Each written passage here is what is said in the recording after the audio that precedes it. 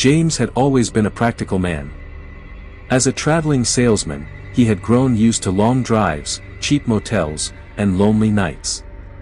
But on a frigid winter evening in December, practicality gave way to dread. The snowstorm had started unexpectedly, turning the roads into icy death traps. Exhausted and unable to go further, James spotted a faded sign for the Willow Lodge Motel. It was old, with paint peeling from its walls and a flickering neon sign that read, "Vacancy." As he entered the motel lobby, an overwhelming sense of unease washed over him. The receptionist, an older man with a hunched posture, looked up at him with dull, lifeless eyes. Without a word, he slid a rusted key across the counter. James made his way to room 17, the only lit room in the motel. The hallway was eerily silent, and the air felt heavy, as though it hadn't been disturbed in years. When he unlocked the door, he was met with a stale, musty odor, like damp wood and mildew. The room was sparse, a bed with creaky springs, a small table, and an old mirror that hung crookedly on the wall across from the bed. James set down his suitcase and tried to relax, but the mirror unnerved him. It seemed too clean, almost glowing in the dim yellow light of the room. As the night deepened, James felt increasingly uneasy. He glanced at the mirror, noticing how it seemed to reflect shadows that weren't in the room. At first, he dismissed it as exhaustion. He waved his hand in front of the glass, testing its reflection. It followed him perfectly. Still, a nagging feeling in his chest wouldn't let him rest. By midnight, James was asleep, but not peacefully. He woke up suddenly, his breath caught in his throat. The room was freezing, and his body felt weighed down by an unseen force. His eyes darted to the mirror, and his heart nearly stopped. There, in the reflection, stood a figure. It was humanoid but distorted, like a shadow that flickered with every movement. Its eyes glowed faintly, fixed directly on him. James reached for the lamp, and as light filled the room, the figure disappeared. Trembling, he stared at the mirror. His reflection stared back, but something was wrong, it blinked. James hadn't. Panicking, he scrambled to gather his things. The mirror's reflection didn't follow him as he moved. Instead, it grinned, a wide, sinister smile that stretched beyond the bounds of human anatomy. He fled the room, leaving his suitcase behind, and drove blindly through the storm until he reached a small diner miles away. Shaking, he told the waitress about his experience. Her face paled as she whispered, "No one stays at that motel. It's been abandoned for years." James later learned that the motel had been shut down after a string of mysterious deaths, all occurring in room 17. The victims' bodies were found frozen, their faces twisted in terror, as though something had drained their very souls.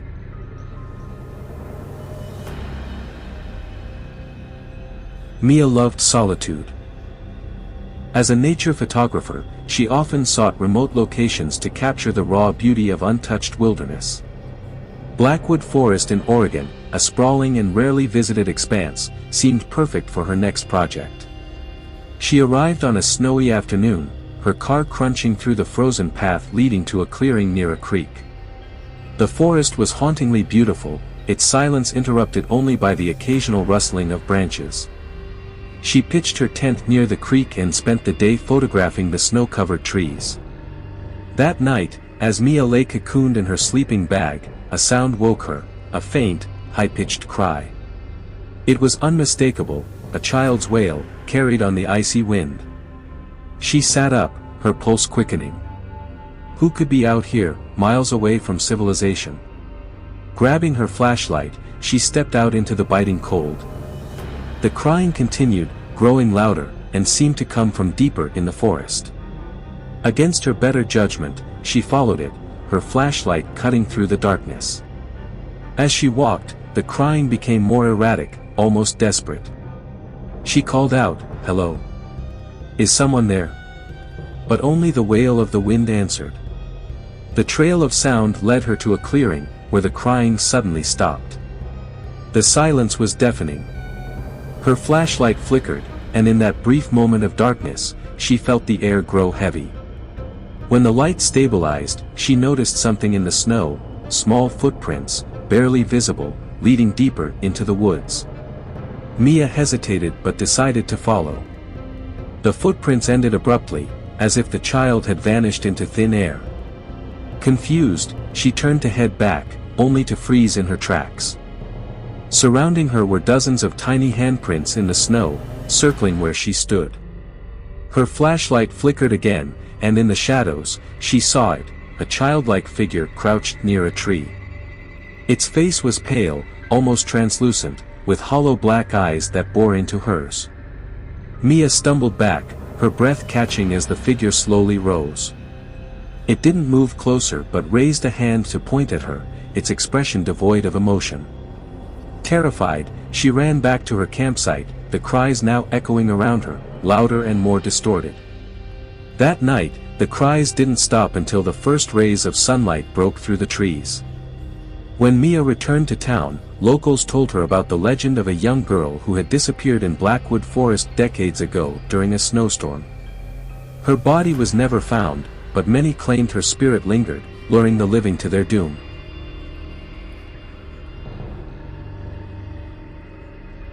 Ethan had been a cab driver for years, but nothing prepared him for what happened one snowy night in upstate New York. It was nearing midnight, and the town was buried under a blanket of snow. He was about to call it a night when his dispatch radio crackled, assigning him a pickup at the old Hollow Creek railway station. The station had been out of service for decades, its crumbling structure a relic of the past. Ethan thought it was odd but assumed it was a prank. Still, he decided to check it out. When he arrived, the station was dark and deserted. Snow covered every inch of the platform, untouched by footprints. As he was about to leave, a figure emerged from the shadows. It was a woman, dressed in an old-fashioned coat that looked out of place. She climbed into the back seat without a word and handed Ethan a slip of paper with an address scribbled on it. Her hands were icy cold. The drive was unnervingly silent. Ethan glanced in the rearview mirror, noticing how pale and lifeless the woman looked. He tried to make small talk, but she remained silent, her eyes fixed on the road ahead. When they arrived at the address, Ethan turned to let her out, but the back seat was empty. Panicking, he checked outside, but there were no footprints in the snow. The next day, Ethan shared his story at a local diner. The owner's face went pale. "That address," he whispered, "belongs to a house that burned down 50 years ago. The woman you described died in the fire. People say her spirit still wanders, trying to get home." Ethan never worked night shifts again. These stories remind us to trust our instincts and to respect the unknown. Some forces cannot be explained, and meddling with them can have dire consequences. Always tread carefully, especially when the shadows grow long and the air turns cold.